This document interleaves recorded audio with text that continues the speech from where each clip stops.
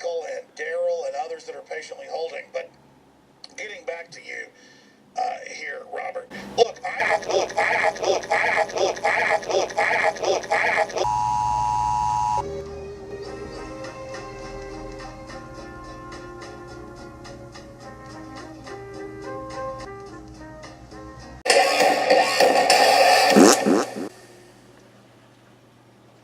Ferguson is really heating up. They could say that the verdict of the grand jury on whether to indict the police officer or not is going to be coming out in a matter of 3-4 days. It could be any minute.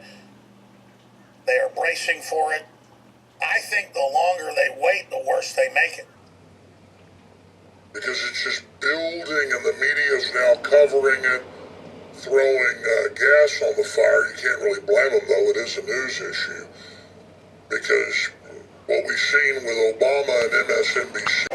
Jakari Jackson, Joe Biggs at the Infowars Command Center. We're about to pack up. We have our gear ready, heading back to Ferguson, Missouri. This is going to be my second tour. Joe, this is going to be your third.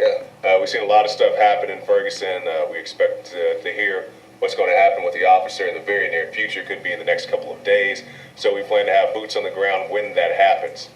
Yeah, we also got wind that the new Black Panthers are going to be bringing AK-47s.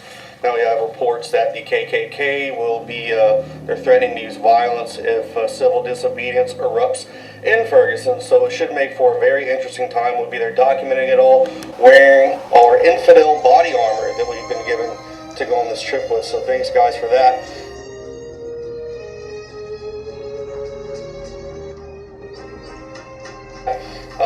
Other than that, though, stay tuned for more reports. We'll be tweeting out stuff as it happens. Back in Ferguson, Missouri, we're here on West Florissant Street. This is where you guys saw a lot of the action. The quick trip that was burned is right over there. I want to take your attention now to just the area. A lot of these local businesses are boarding up their establishments. There's people right behind us screwing or drilling in nails into their doors, trying to protect it. They don't want to talk on camera, but that's fine. So, look, all this. I mean, it's completely boarded up. The hair salons, the barbershop, Liberty Tax, all this stuff going all the way down the street. And it was right here, the last time I was here, the day they signed the curfew, Joe Biggs was here as well. And it was pretty much right there, Joe Biggs, where they tear gassed us right over there in that area. So this is one of the more, I guess, notorious parts of the city. And we're expecting to hear what's going to happen with Officer Wilson. We'll step out the street here. And the police chief has come out and said if Officer Wilson is cleared of his charges, he will return to active duty.